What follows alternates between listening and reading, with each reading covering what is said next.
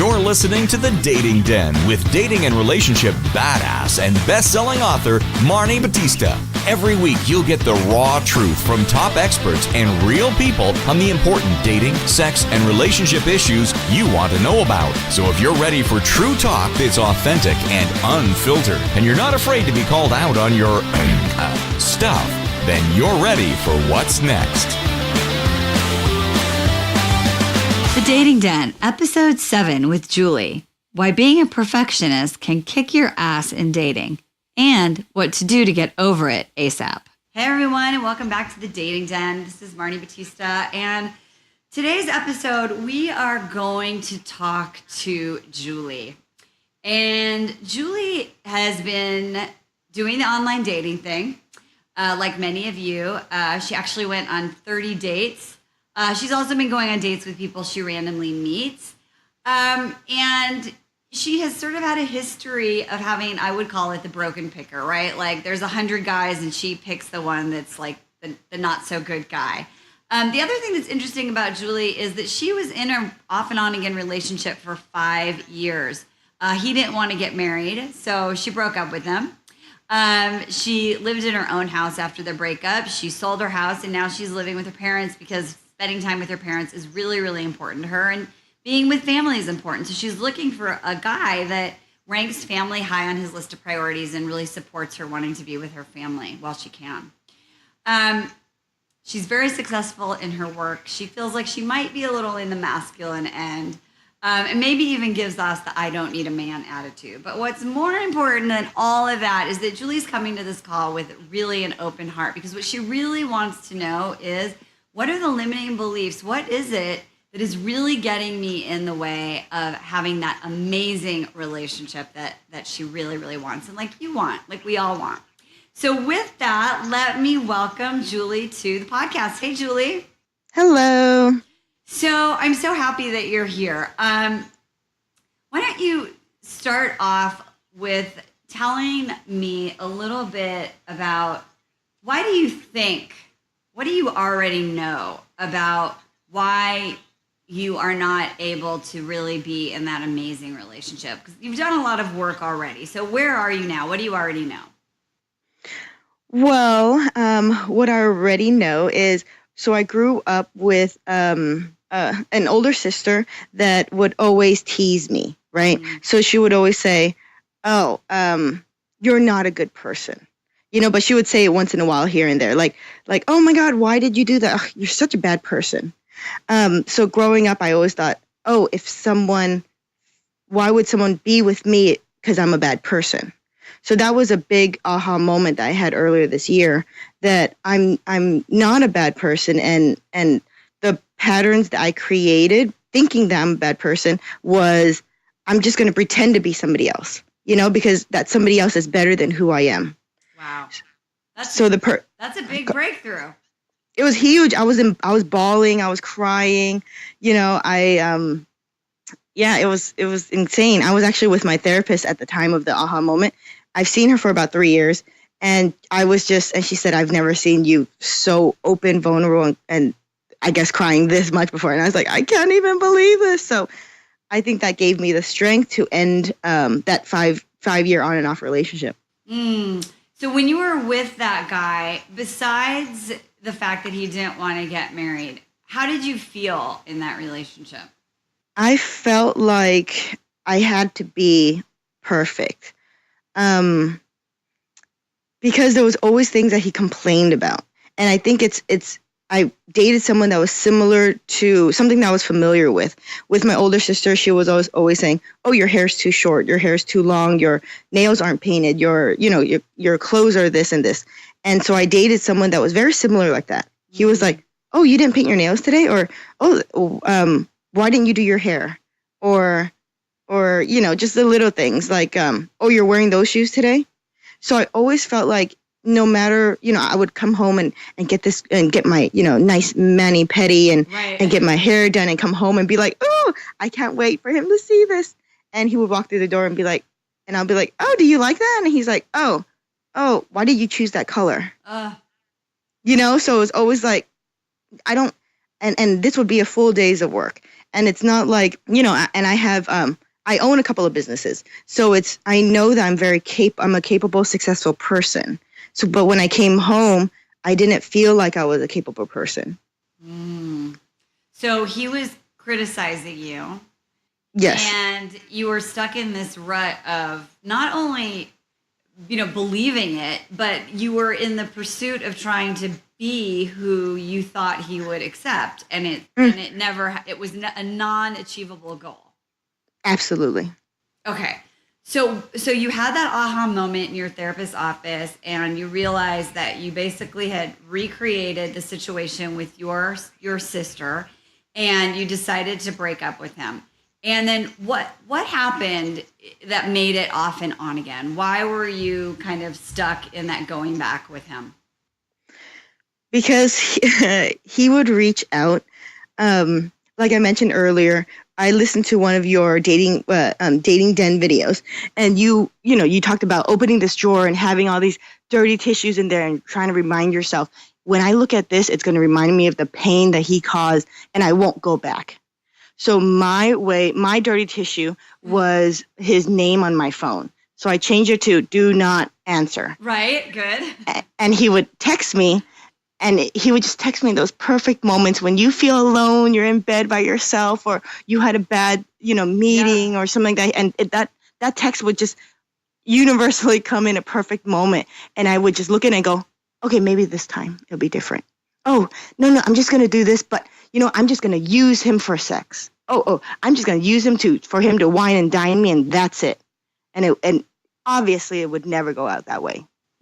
So you'd hook up, you'd get together, you'd give him that chance, and then he would go back to being critical, and you would break it off.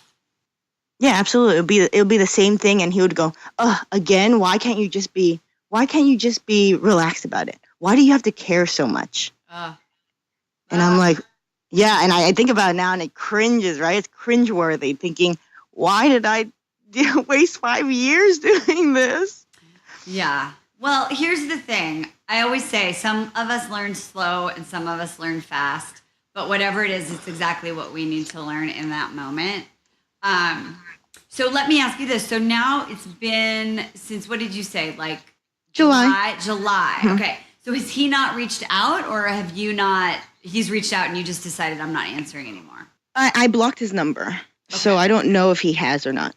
Okay. So how does that make you feel? It feels empowering like 80% of the time. And there are 20% of the time where I would go into my phone and look at the block and say, should I unblock this? But 80% of the time I feel wonderful. And since then I've gone on, 30 dates, and I've been dating actually very, very good guys. Just none of them really make it. It's just, there's a lack of chemistry or there's a lack of something, but, it's making me feel more open. And it builds my self-confidence a little. Okay, great. So you made a huge leap. So you blocked him. You're kind of overcoming that, it's an unhealthy need, that 20%. And now you're out there dating.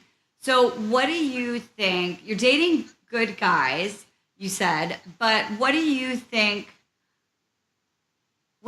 is keeping you from, let me ask it this way. Do you really think that all these 30 guys are absolutely 100% not your right guy? Or do you think that there's something going on, like that maybe you're not giving them the right amount of time, or you're discounting them too soon? Or do you feel nervous, or do you feel like your guard is up? What's going on internally when you're on those dates?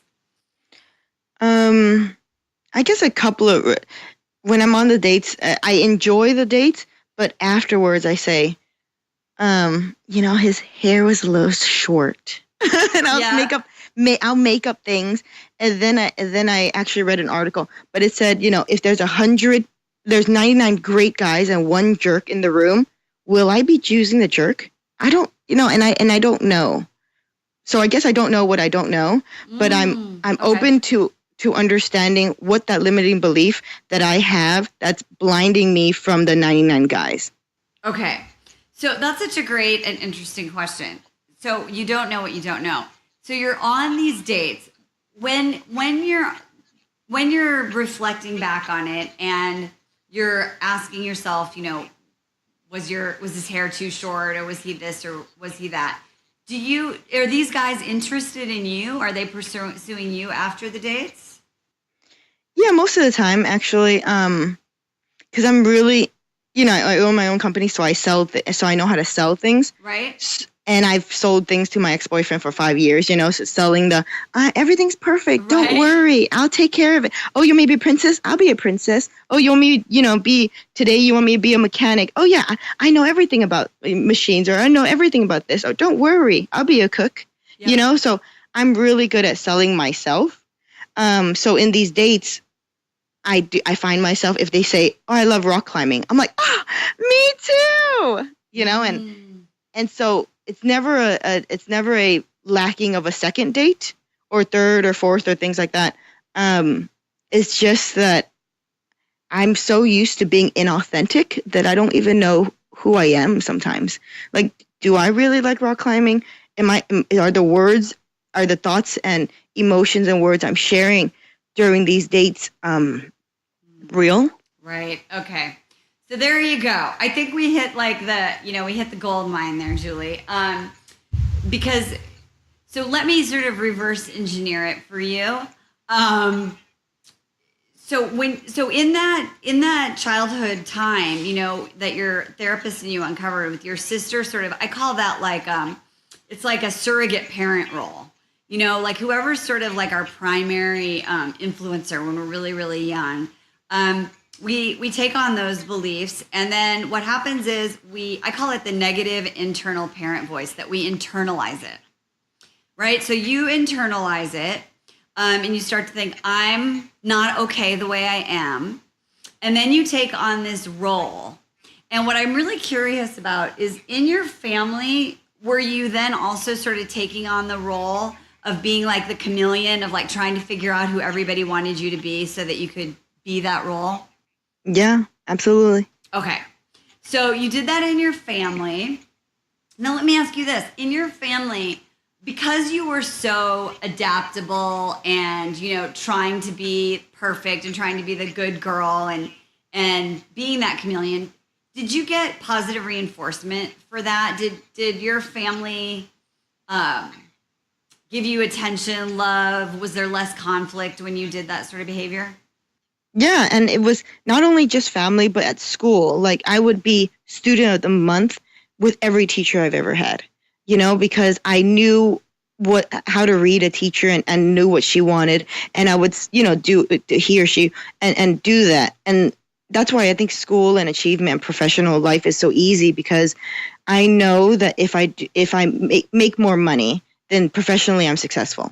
If I get all the straight A's and I get the academia, grades, then it proves that I'm a good person, right? Right. But with my family, if I receive more positive reinforcement, that means that they love me more. Makes sense. Makes total sense. So you've got this role almost of like, I'm going to try and be perfect, but it's really, this is kind of the nuance, your flavor of perfectionism. It's like, I'm going to be perfect, but I'm so good at being intuitive to what you think is perfect that I'm going to actually be perfect for you. And then I'm going to be perfect for you. And then over here, I'm going to be perfect for you. Yeah. Okay. So you're taking on these roles, and here's what I think is happening. If you think about dating and you were going to go into a date and you were going to set aside that role.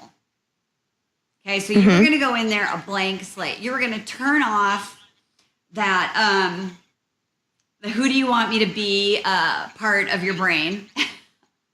We're going to turn it down. And you're sitting there. Can you think about like how might you feel going on a date and being authentic, not trying to be anything other than just a sort of blank slate of who am I? How would you feel going on that date? I would feel nervous because it's in a sense like if an actress had a role for 10 years and she played that role, and she's a method actor for example. So she actually embodies that role for so long, you start believing in that role. And I don't know who I am without being an actress anymore. Okay. So when you said nervous, I sort of, and you probably maybe you've heard this. I sort of dial it down. I call it feelings 101, because what I love to sort of do is get it so that what we want you to start to do is to really get to feel your feelings, because that's a big window into who am I. Okay. So feelings 101, I use this little acronym called SMOGS. So it's sad, mad. The O is like for like peaceful, glad or scared. So I want you to think about that nervous, and I want you to dial it like deeper into feelings 101. Do you feel sad, mad, or scared? Scared. Okay, and what are you scared of? I'm scared that if he finds out who I really am, or if he, finds out that I really am a bad person, he won't want to date me. Or I'm scared that if he finds out who my authentic truth is, that we won't really have anything in common. Or, yeah, I guess I'm just maybe scared of that rejection. I think you're scared of rejection, and I also think that you're scared of being out of control. Yeah, yes, that's, yeah. Because owning your own business, you have so much control. You're the last decision maker all the time. You're the final decision maker. Everyone turns to you. So if you're out of control as a leader, then your entire business is out of control. So I'm in control the majority time of my life. Well, right, because that was you had to be in control in that role that you had in your family, and that you've sort of taken on through your lifetime. So you're scared of being rejected, but I think it really at the deepest level, I always say there's an unconscious gain of staying connected to our limiting beliefs or our patterns. And so if I was going to guess what yours is if you really allow yourself to be scared, to be nervous, to be vulnerable, you're going to feel out of control. And out of control is worse, because at least now you're familiar with the pain that you have. But out of control is like way out of your comfort zone, and it's not a familiar pain. So what we do often is we kind of go to the familiar pain. Make sense? Yeah. Okay. So when you're on those dates, my guess is what's happening is you are numbing out of that feeling of fear, and you're trying to be in control. And so your default mechanism kicks in, which is going into, let me read the situation, let me figure out who I need to be, and play the role of the actress, that this guy, perfect for this guy. Yeah. So when I tell you that, how does that make you feel? What's coming up for you? Just, I guess, fear and sadness that, that I'm 32 years old and I don't know who I am. Well, first of all, it's good that you're feeling your feelings, Julie. So no need to apologize, for sure. There's a lot of opportunity in this moment for you, because not knowing who you are is exactly what you needed to sort of do in order to survive in your family and to get the love that, we're babies, we're toddlers, we're children, right? We have to survive.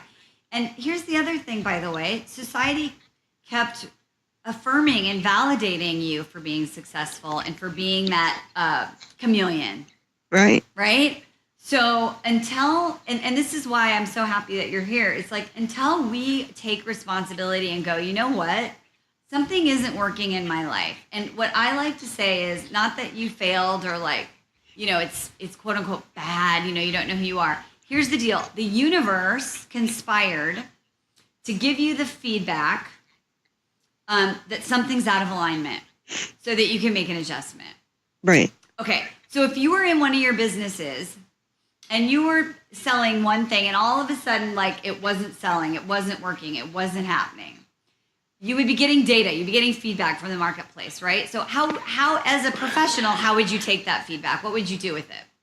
I'm actually extremely open to, I don't take things very personally at work, and I'm very open to being vulnerable.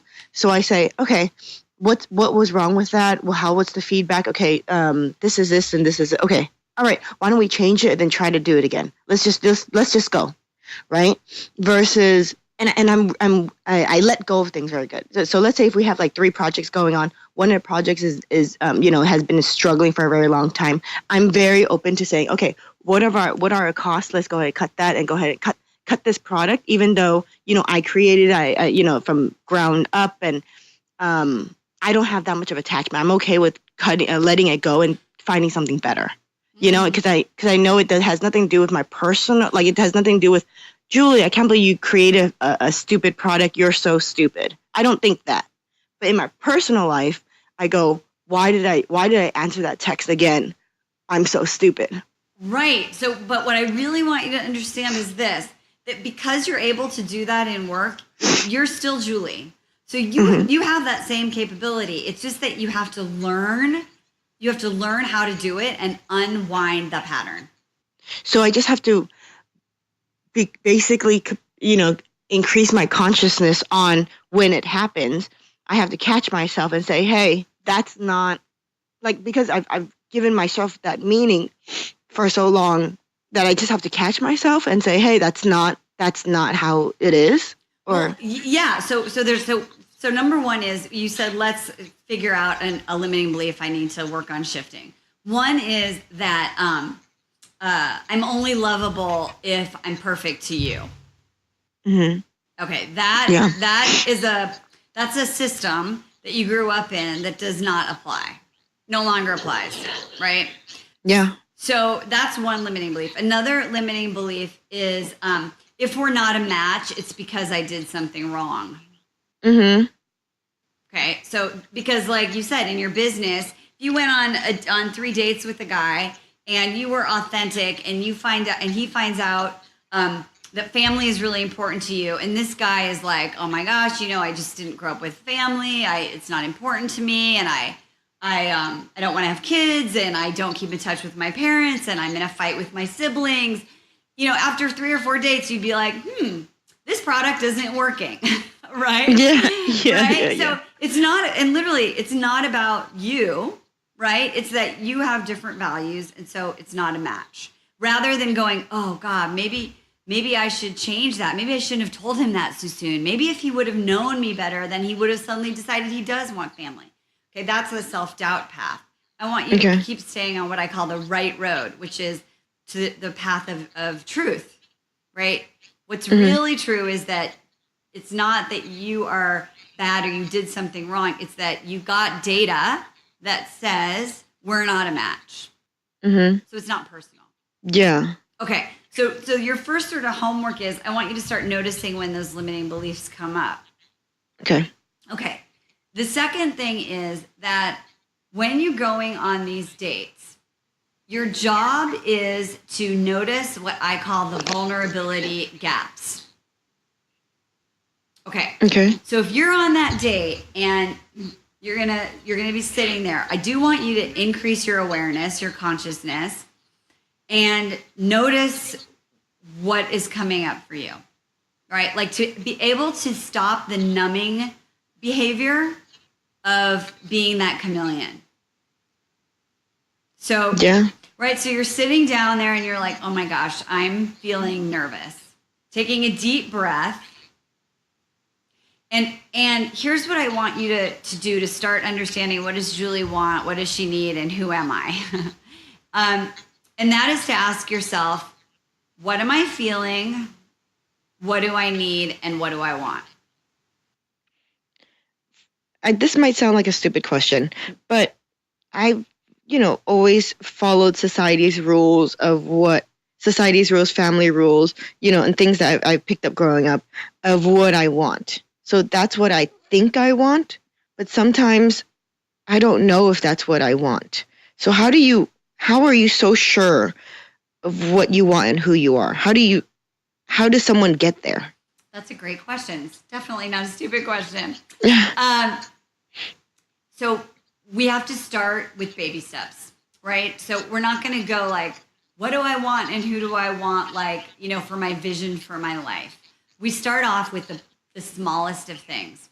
So let's talk about, like things that you do in your day. Or a friend wants you to go meet her for coffee on a Saturday afternoon, and you start to go, okay, am I saying yes because I feel something in my body, right? I feel that like anxiety, that anxiousness.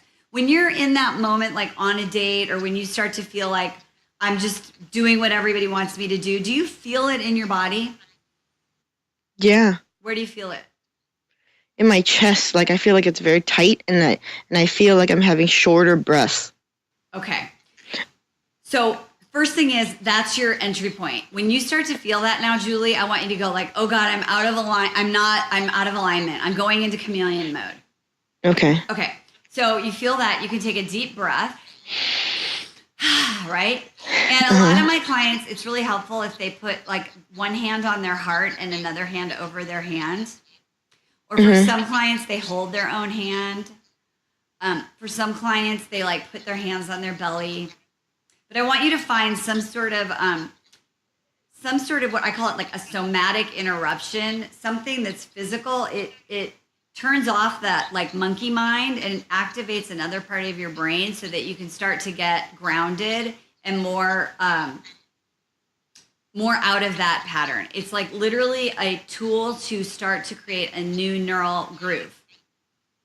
Okay, so I want you to think, because you're super smart, so I want you to think your brain and all these pathways of what you grew up, it's like a dirt road. I'm in Arizona right now, we're recording this, right? There's lots of like open dirt roads, right? And if that trail goes to the right, you can see there's like lots of tracks. That's where the cars go, that's where the ATVs go. And over on the left is just totally a dirt road. I mean, there's just dirt. Okay, so in that moment, you're at that crossroads. You connect in, you feel it in your chest, you take that deep breath, and you're like, okay, the neural pathway is start being a chameleon and figure out what this person wants to do. What do I need to do to get love and approval? And you're going to go, no. So we're going to check in and we're going to say, okay, how am I really feeling? I'm feeling scared that if I make a different choice, this person won't be my friend. I'm feeling really tired. I don't really want to go meet this person for coffee right now. Or, you know what? How am I feeling? I'm feeling kind of lonely. I think I would like to go be with a friend and get out of my house, right? So how do I feel? And then you're going to ask yourself, what do I need? So I want, before you start thinking about like, what do I want in a man and what do I want in my life and where do I want to live? And right. To start with little baby steps, even like, what do I want for breakfast? Which road do I want to take today? What clothes do I feel like wearing today? Do I feel like wearing makeup? Do I feel like going to yoga? So when I take, I guess, so all these little baby steps I do. So if I take personal responsibility for all these little things and increase my consciousness and awareness of these little baby steps, it would naturally go into it on dates or like larger, life decisions, right? Absolutely. Is that what you're... Because here's what happens. So every time you take that other road, right, and you start making that new pathway, you create confidence. Okay, so, and this is, again, brain chemistry. So when you decide, you know what, I'm going to actually stay in bed and read today. I'm not going to go meet my friend for coffee. You're in bed and you're like, wow, this feels really good. I'm so proud of myself. I totally wasn't a people pleaser today. This feels so good. So then the next time your brain is like, remember, it felt really good. It's okay. Right? And then you make another choice. And so you start to create confidence. And the more that happens, the more it becomes a pattern that is your default, a new default. And then when you are making bigger decisions, you have practice checking in and asking, who am I and what do I want? And so if we were to practice this for 3 months, and you and I were to have another conversation, and I said, so Julie, tell me what you learned about yourself over these last 3 months. I'm confident, right? Like, so what could possibly happen? What do you think would be the result of making these small little choices, getting to know what it is that you need and what it is that you want?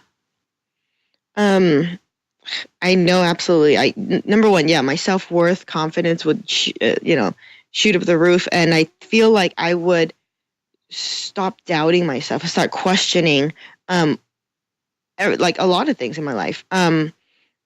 And I guess I saw that because there was in the first 2 years of my when I started my business, I was struggling a lot, and there was a lot of self-doubt, a lot of like it was really crushing when it comes to confidence and everything.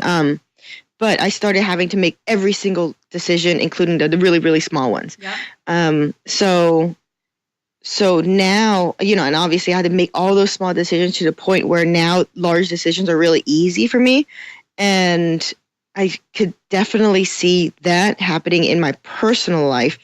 I just never, which is funny, but I guess I compartmentalize them so differently that I'm like, oh, my work Julie is different from my home Julie, but it's the same Julie, and I never saw it the same way, which is very eye-opening right now.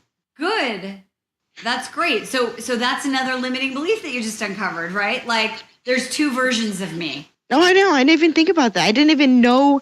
I guess exactly what I was saying. You don't know what you don't know. I didn't know there was two versions of me. Like, and literally until now, when I'm like, work Julie, home Julie, it's two different people. Like, it's weird.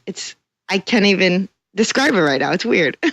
So, and that's really, and what I love about what you're saying is because one of the things that I really teach people is that we are an integrated self, right? We have like an intellectual part of ourself. We have an emotional part of ourself. We have our body. We have our intuition or our authentic self, right? And so what you're going to be doing, your homework is to really start to integrate into that one person. Yeah, but isn't there times when, you have to act a little bit more professional, or because even if you're that one self, maybe it's a whole limited belief coming back again, but doesn't your employees look at you, like if they don't agree with what you do personally, wouldn't they not have that much respect for you, and then it would really affect the way they work? Well, here's the thing, because you're going to be in alignment and get to know what your authentic self is.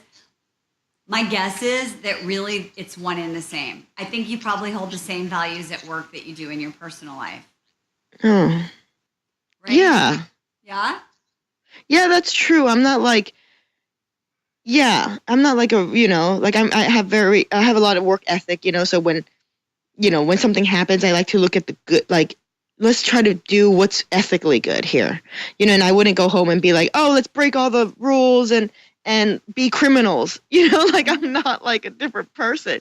It's just funny because I've always thought I was. I've always thought that you had to you had to compartmentalize that, and I guess it goes back to like I didn't think I was, like being me at work wasn't good enough. Like, or I wouldn't get respect.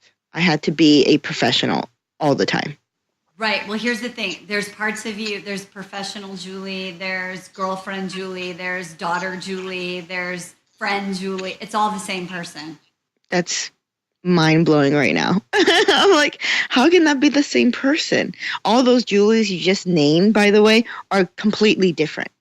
They're not the same. They're not the same Julie. Like if I met you, if you were a client, you would see a different Julie. If you were my friend, you see a different Julie. If you're my boyfriend, you see we're different. Well, right, because for your system, right, the rules that you've been living under are figure out who I need to be and be that person. So we're busting that rule, and what we're doing now is I want you to think like you literally are that blank canvas. You like, who is the real Julie? Please stand up, right? And so.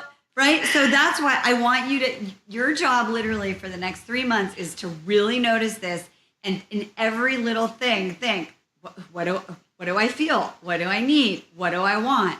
Take an action. What do I feel? What do I need? What do I want? Take an action. Need, feel, want.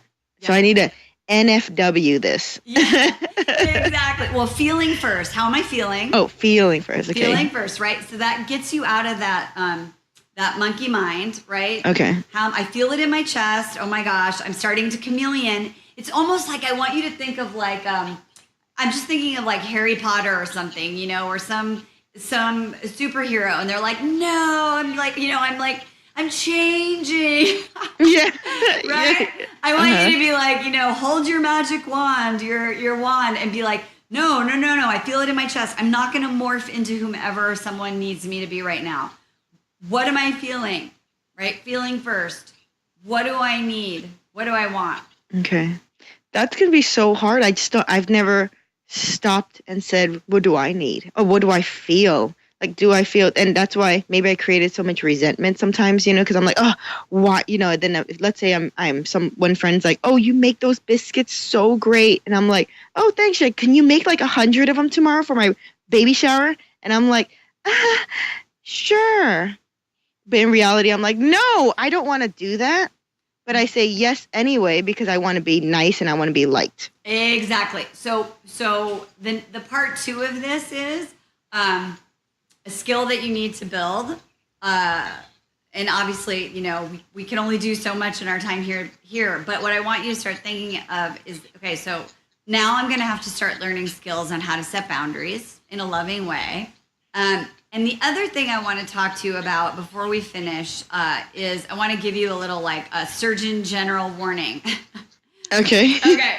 When we set a boundary, especially when we're really empathetic and we're really good at making people happy, the first couple times we do it or the first 100 times we do it, we kind of feel like shit. We're like, oh God, did I do the right thing? This person is really not liking that for the first time I didn't totally just say yes. Yeah. So I want you to know that if it happens, it doesn't mean you did something wrong. It doesn't mean you're quote unquote a bad person. It means actually you did the right thing and you're super out of control and out of your comfort zone. Yeah. So you just go, wow, this is boundary fallout. I remember Marni told me this was going to happen. Right? So I was just coaching someone the other day, yesterday actually, and she had to set a boundary with a guy that she is dating. And it was a really hard boundary because she really wanted to make him happy. And at first he said, I totally understand. And she texted me and she was like, oh my God, he said, I understand. And then 5 minutes later, he was like, well, I really feel like da-da-da-da-da-da. She's like, oh God, this feels so bad. You know, I can't, I really don't want to change my decision, right? And so I had to really help her and then manage, you know, hey, look, you can express that you're disappointed that I won't make you 100 biscuits. Like, I understand that you're frustrated and sad and mad, but what's not okay is like guilting me, right? So we're either not going to have that conversation or can I offer to buy you 100 biscuits and bring them tomorrow, right? So this is sort of like part 2 of what you need to learn. Okay. Make sense? So part 1 is feel, need, want. Yes. Part 2 is whatever that feeling is. Like if I feel resentment or I feel mad, like why did she ask me? Doesn't she know that I'm really busy? The need, like, you know, I really need my time by myself. Like I really need to do this, and I don't want to do that. And actually saying and doing that to a person, and having that, what do you call it? Boundary backlash, boundary fallout. Yeah. And knowing that even though I feel like shit, it might be a good thing. It's going to be a good thing. It is, because you're out of control. You're out of the comfort zone.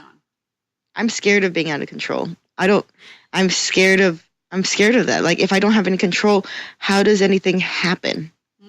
Like, how does it work? I don't know. I guess I'll have to, you know, think that thoroughly. I don't know. That's a very scary thing for me. It is. So you're going to find out. I'll give you another little preview, and then we'll wrap it up. One of the most important things that I learned in my journey that I want you to learn is that when you're really scared of like someone not liking you or someone not approving of you or whatever it is, right? And you feel so scared. We literally feel in our body like we're going to die. Yes. And that moment where you realize I didn't die. And I remember the first time it happened for me, you know, I was like so sad and so mad. And I was just like, blah, you know, like you were crying in your therapist's office. And I remember like I just let it all out. And then I was like, it was short. Like it didn't last for days or weeks or years. It was like maybe 3 minutes. And I was like, I didn't die. Oh my God, I didn't die. I thought that, right? So I know you're scared, and I totally get that. And I know that you are also a really strong woman, and you are very determined, and you are very courageous, or you wouldn't be here. And so the invitation is to step into that courage, to that power, and explore all of your feelings, knowing that you are going to be more than okay. You are going to really soar as a result of being able to go through these things rather than just shutting down, numbing out, and going into that chameleon mode. Thank you. I appreciate that. I had just one more question for you, actually. Sure. In one of your talks, you said, remember that you were with your ex and you were in the driveway and it was rainy and you were on your knees and you were begging him to stay and love you, and he left, right? I don't know exactly what happened, but it was in the rain and you literally it was pouring down you and you're just crying and asking him to love you. When you're in that moment, and I know that you're obviously very powerful, very successful woman, and someone that I look up to, actually. In that moment, how did you get the strength to say, I'm better than this? Well, in that moment, I didn't have the strength to say I'm better than this, right? That was part of my like bottom. I thought like you that was just what you do, right? So in that moment, I was like, why am I so fucked up? Right? Like, why won't you love me? But what I realized was that in that moment, I wasn't really myself. That's really not me. And for me, I always like to find a why, you know? And for me, that why was, I don't want to teach this to my kids. And I don't want to live in fear the rest of my life like this. And so, you know, I started kind of like you did, you know, started on this path of reflection and exploration. And then I had all these aha moments about why did I do that and what, you know, and I realized what you are on the path to realizing is that you are 100% lovable. You're amazing. And that system where you beg for love is a false one. And there's other ways to express my needs and my wants and my feelings in a way in which I feel proud of myself.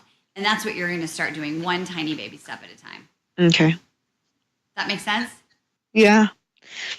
And thanks for sharing that. It's such a vulnerable like scene, and it's stuck to me because it really like hits home with me, and you know, and it's really hard to share that. You know, it was like I couldn't even imagine. Well, actually I could imagine. I was basically in that same situation, but it's really hard to even like talk about. And like for you to share that with, you know, hundreds of thousands of your fans out there, I really appreciate that.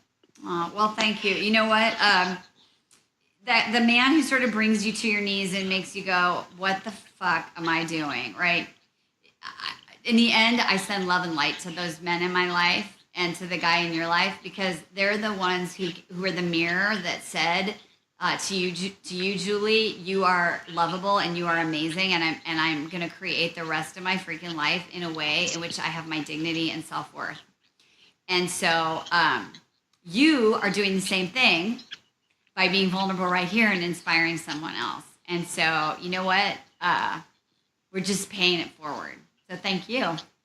Oh, thanks. So real quick before we end, if you were going to sum it up, what's your number one takeaway from our conversation today? Wow. Only one? Or your overall one? That you're amazing and that you could transform lives. But my biggest takeaway really for me personally is that